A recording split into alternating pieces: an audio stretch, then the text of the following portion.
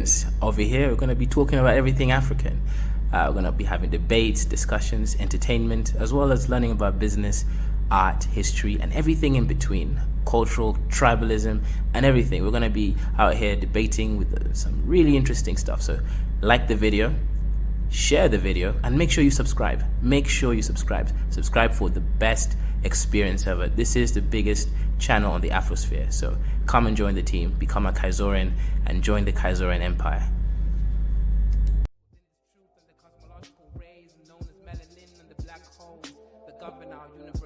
Universally exist within myself, within this premise, and I exist within this bluebird in the sky. I'ma fly like the blue in the sky. I'ma fly like bird in the sky. I'ma fly like bluebird in the sky. I'ma fly like bluebird in the sky. I'ma fly like bluebird in the sky. I'ma throw my bluebird in the sky. I'ma soar like bluebird in the sky. I'ma soar like bluebird in the sky. I'ma fly like bluebird in the sky. I'ma fight like bluebird in the sky. I'ma eat like bluebird in the sky. I'ma be like bluebird in the sky. I'ma be bluebird in the sky. I'ma be free, bluebird in the sky. I'ma be free like bluebird in the sky. I'ma be like bluebird in the sky. Back again like the second coming. Strumming my vocal cords like the hummingbird in the sky. Y'all can't deny this. Real rap lyrics, it's like I ain't got no rhyming through the sky limit. What is skin tone, shade of color, but a parallel form of frequency like a ringtone on your phone. Melanin expression tied up in the universe, feeling like God's. Is it really yours? Is it serious? Is it really? What's good, YouTube? We're gonna analyze a video that I came by through Chitlins and Grits, and it's gonna be talking about Pan-Africanism and also is racial dynamics, global African dynamics, more important than tribal identity. And we're gonna be analyzing this video by these two women. All right, so let's get it. Make sure you like, share, and subscribe if you want to support the channel. These are Africans talking about themselves. So how does that happen? Well, I mean, it's you got to go back to the Hutus and Tutsis, right? We bought into the stereotypes that were created about us, right? The same way that you have Africans believing that Haitians are only gang members and they're going around killing. Yeah, so one thing I've noticed and I don't quite like is this black and white thinking that this lady seems to be portraying right now, right? She's creating a false argument, right? Argument that's actually wrong, and then projecting as if most Africans or too many Africans think in the way that she's defined the argument. So, for example, she started a conversation by saying, we've been lied to, or, most Africans think Haitians are only gang members, right? It's like, no, nobody, people generally don't think in a black and white exclusive form, right? Haitians are only gang members. However, we do know that Haiti doesn't actually have a proper government in place. The prime minister wasn't even elected, right? He inherited that position and wasn't even officially declared through the right channels, right? We know that there are gangs all over Haiti who are controlling the situation over there. So when you see these sort of people come out here and start creating a false argument, you're just like, what's going on? Haiti is a shithole right now, right? There is war going on. There's gangs all over the place. That's a fact. So I don't even know what she's trying to say, that, well, Africans only think Haiti is full of gangs. Well, I don't think it matters, right? Whether Haiti's got other things going on. This is the biggest thing, and it's the most relevant thing. So I really try to understand what these people try to do, these Pan-Africans, and their narratives that they're trying to bridge. I don't get it. Each other. We bought into that, right? So we did not buy into anything, right? Especially me. I've looked at the facts. I've looked at the scenario, and I've seen that Haiti simply doesn't have a functional government. And the Kenyan government has been asked to go there and help stabilize it. Why? Because they're black, right? If you see a bunch of white people going to Haiti, that is going to cause such an issue for the local population, because it's going to look like an invasion. So, of course, United Nations went with a black African country because Haitians are mostly black people. been at this point, it's been like 50 years since political independence, quote unquote, right? So you have that, right? These are constructed over time and they solidify, and people then end up buying into it. And the same, you still use the same books that the anthropologists wrote about you. Yes. So it's fascinating to me when I'm in Ghana in the bookstore. What I see is, was it continental? Continental always means European, right? Yes. There's like literature is European, everything else is marked. So the normalization of what Europe is. Continental is European, you are right, generally speaking. But why is that the case? It's because continental was a term specific from the philosophical movement. And this is the issue with Africans, right? You can create your own terms, you can create your own ideas, right? You can create your own cuisine, right? If you go to a lot of these 3-star or above hotels, they're going to have something called a continental breakfast in the morning. It is mostly in European, a little bit American as well, in case. But if you're looking at racially, of course, Europe and America is the dominant groups are similar, right? They're both white, Eurocentric sort of people. But when you look at this situation here, you're asking yourself, well, why don't the Africans have their own terms and then export their own terms and ideas? The simple truth here is this, right? Europeans and Americans and people related to them, they were just very successful at exporting these ideals and ideas that they actually reached the common environment and the masses, and they were able to make an impact. If you Africans want to do that, you can do so. The difference is you're not doing it for whatever reasons, right? You could say you're being stopped, or you can create all sorts of narratives, but the simple fact is it's not being done. So yes, continental is actually a very technical term, right? Um, in the philosophical movement that then became something else, including, inclusive of food and all that kind of stuff, right? Yes, it was, right, an inhabitant of mainland Europe, right? That's what they call it. That's a noun of the word continental, an inhabitant of mainland Europe, right? So a continental army, right, is European. Yes, they're not trying to necessarily make it global. That's a term that they defined. So yes, you are right, sis. But what's your point? I still don't get it. Is we've accepted it, right? So continental food is not African food, even though I'm on the African continent. It's European food. Yeah, that's why it's called African food, right? I still don't really get the point that she's trying to make, right? Words have meanings, right, depending on who created the words. So, of course, if Europeans use the word continental to mostly mean, culture, food, and philosophy coming from the continent of Europe, then that is what it is, right? I don't even get the point here. You create your own terms, create your own philosophies, create your own narratives, and that's it. Leave it there, right? I don't know why you're trying to fight Europeans for a space on their table. Create your own table, right? Let the Europeans have Excalibur, Arthur and the Round Table.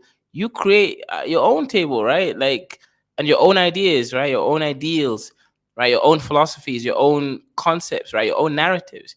This whole idea that Africans really want to integrate with basically Dwight Mann's philosophies is a little bit sickening to me, because I'm kind of thinking, if you want to be free, then that's not the path forward at all. Create your own stuff. Right? It refers to classical is European classical. It's not even like local stuff, right? Well, duh. So I'm still confused what she's trying to do here, right? Because, she reminds me a little bit of the African who started reading a lot of white stuff, got stuck somewhere, and then started fighting it back instead of just understanding that these are Eurocentric ideals and that is a fact, and move on. Talk about your own ones. I really don't get it, right? I'm really confused what she's trying to get at, because you should know that Europe is going to be Eurocentric. You should all be Afrocentric and create your own African alternatives. So my thing is like, what you're learning in school is what the anthropologists wrote about the Luo, the Nuer, the Dinka. And they wrote it in the context of extreme racism and seeing Africans as less than. So this notion of civilized, the Luo's less civilized, the Kikuyu's less civilized, so and so less civilized, comes from the European textbooks that we then learned. I don't know these notions that you're talking about. I've never thought to myself, Luos are less civilized. Less civilized than who?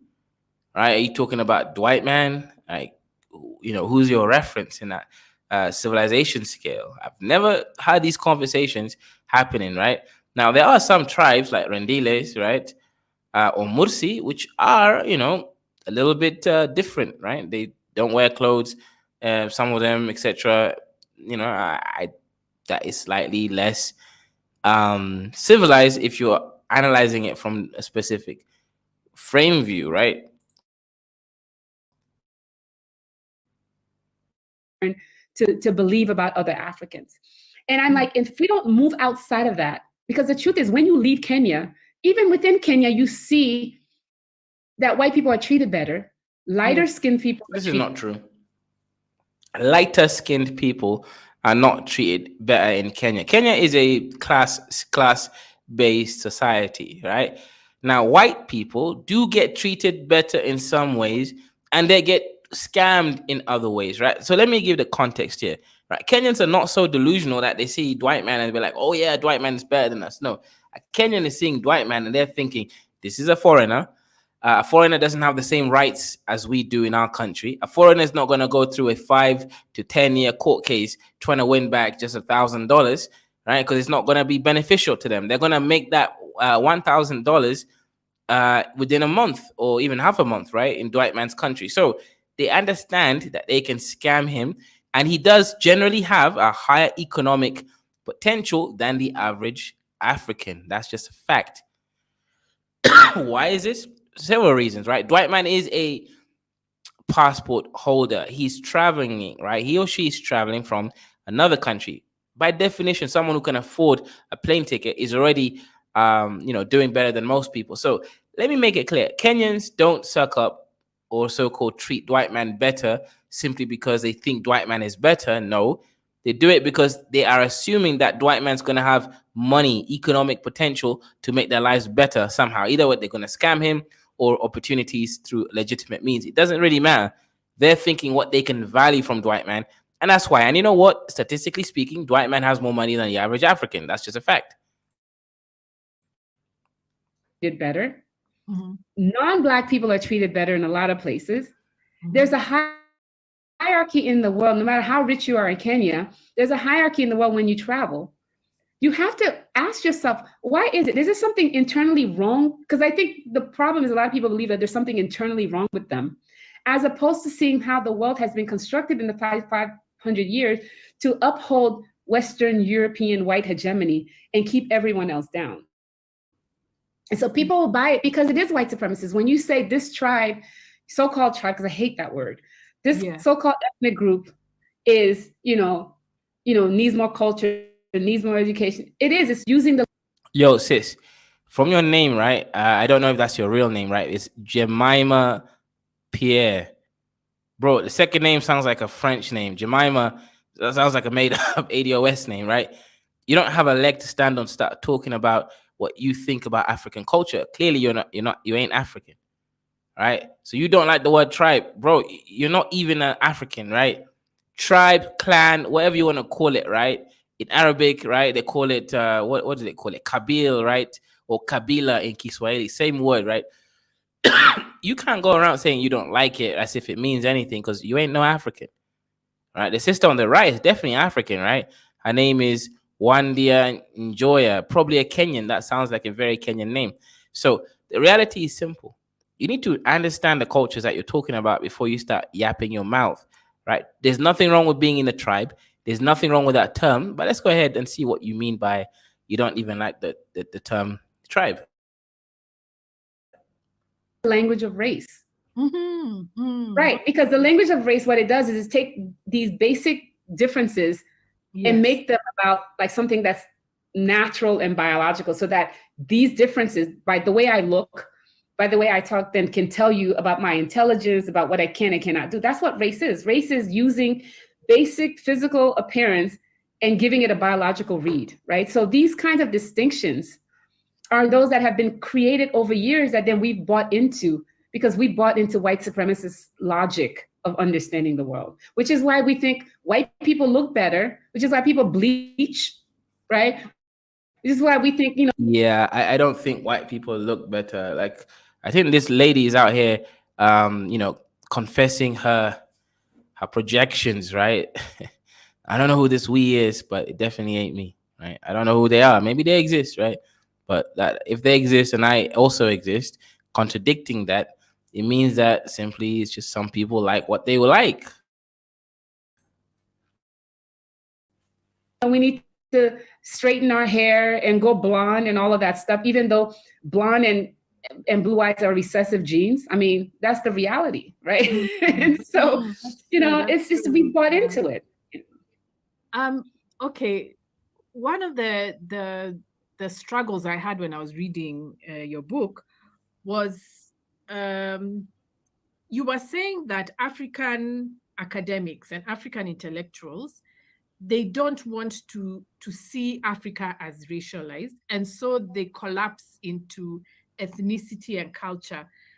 Just explain that operation, because I would feel I've understood it, but then after a while I don't understand it, because African intellectuals, at least in Kenya, when we are trying to oppose racism, we oppose it through culture, through ethnicity. We don't talk about race.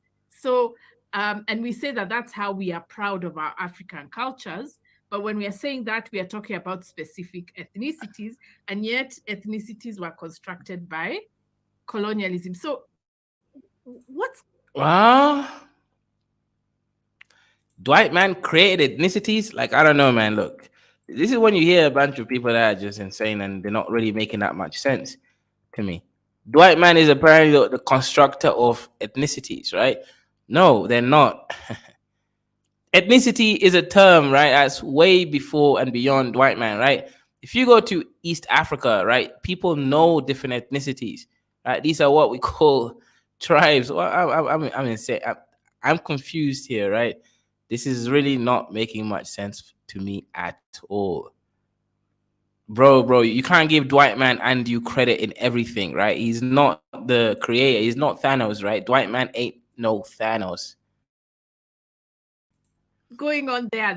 That's a part I was really Yeah, struggling. and I wasn't talking about African scholars as much as Africanists, which are white people who study Africa, Okay.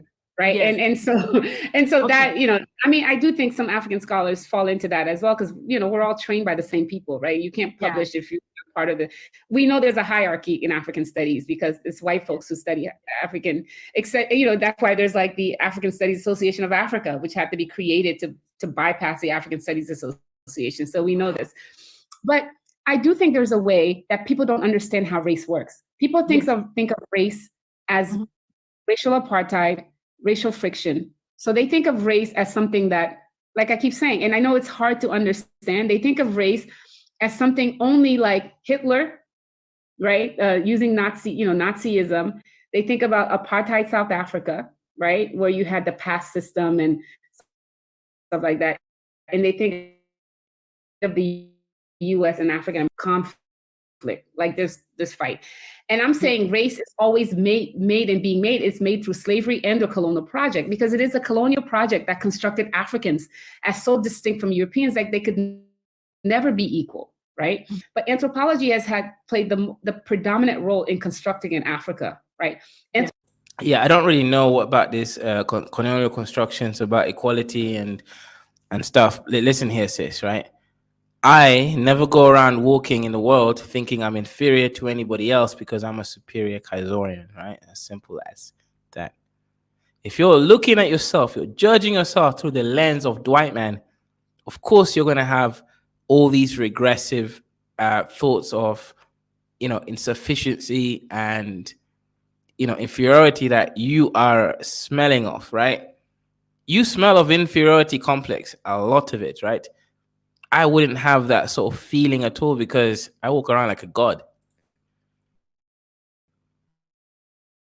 Without anthropology, there's no Africa as we know it. And without Africa as we know it, there's no anthropology.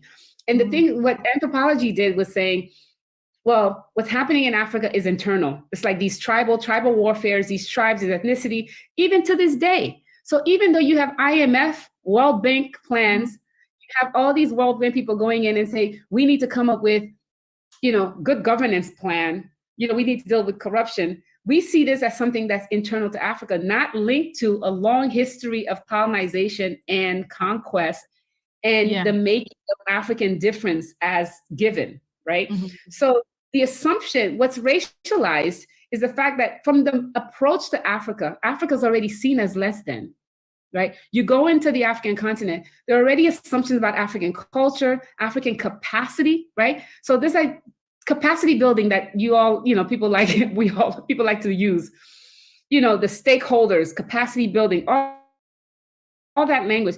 What's capacity building? What does that tell you? That these people don't have the capacity and we have to build it. And it's always in Mhm. reference to Africans.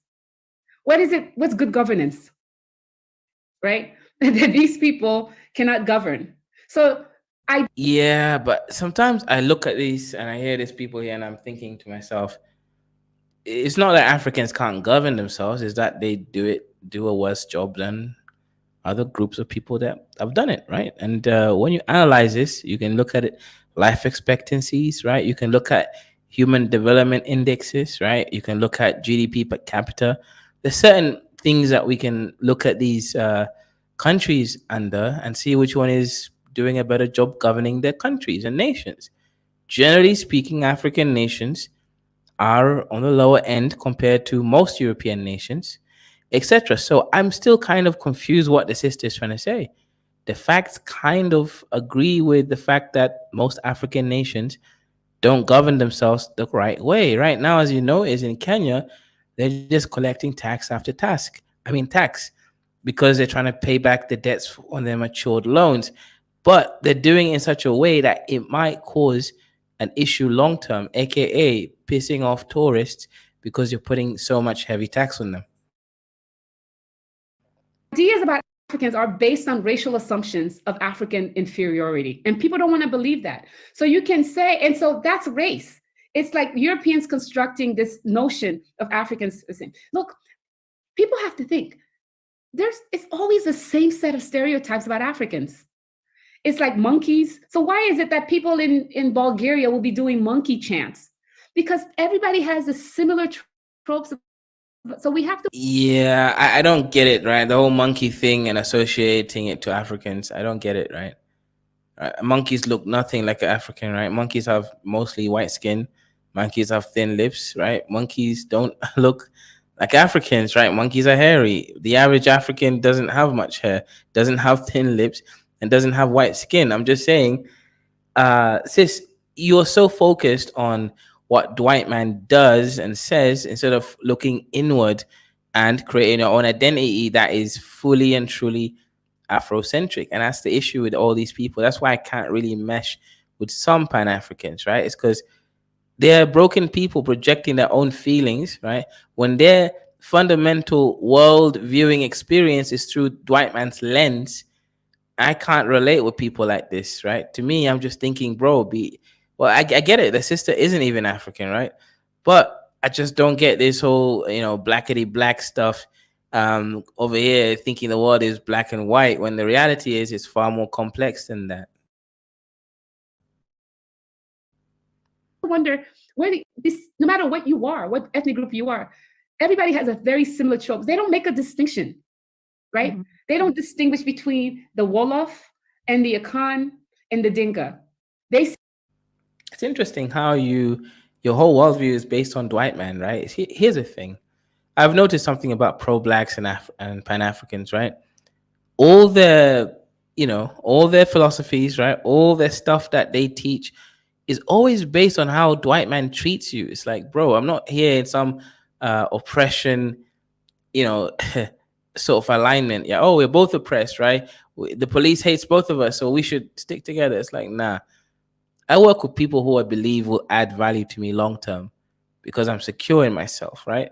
So this whole thing that she's talking about, again, she's prioritizing how Dwight Man perceives you. So your whole movement is not even. And here's why I have an issue with Pan Africans, right? Especially this woman that we're listening to right now.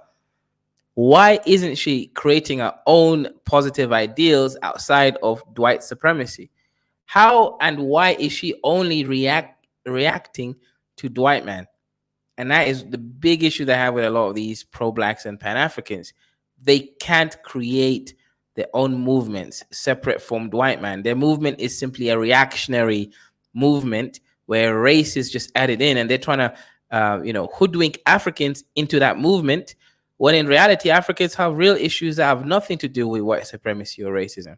African issues is bad leaders in Africa who don't manage the country properly, let the country run into ruin and economic disasters, and then make people basically poor for the rest of their lives. That's got nothing to do with white supremacy. See Africa because Africa means a certain thing. And the reason Africa means a certain thing, because anthropology studied Africa as if it was a bunch of tribes that had no central government, that they were behind. That's actually kind of a fact. Sis.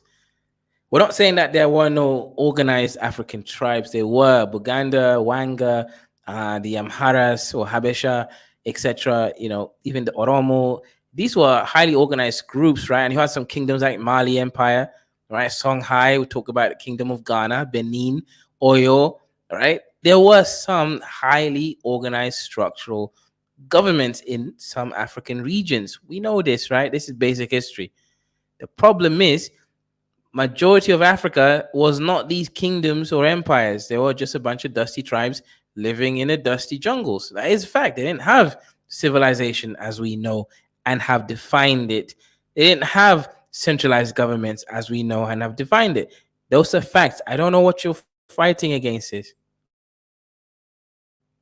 They were, not modernized. This is what whole modernization theory comes from in the 70s, right? Yeah. You needed to modernize Africans. And so you construct Africans as just tribes and culture, which to me is a construction of race, because they're not nations. Nations have governance.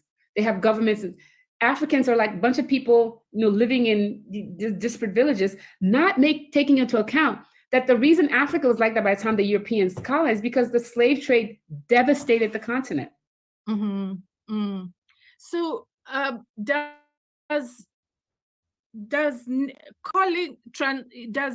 transferring the term nation to what was previously called ethnicity, does that resolve the problem? That's what has happened in Kenya. People have said, oh, because we were called tribes and that's a bad word, we will now use the word nation to describe ethnicity. So does that address the problem? No, it doesn't, just because the problem has become structural, right? Because at this point, yes. Right. So at this point, changing the name doesn't change the structure, and so, there needs to be a complete dismantle of the world order. Yeah. Guys. We're going to sleep now after hearing that new world order, Pan-African version. But, we're going to come in later on tomorrow with this same analysis, right?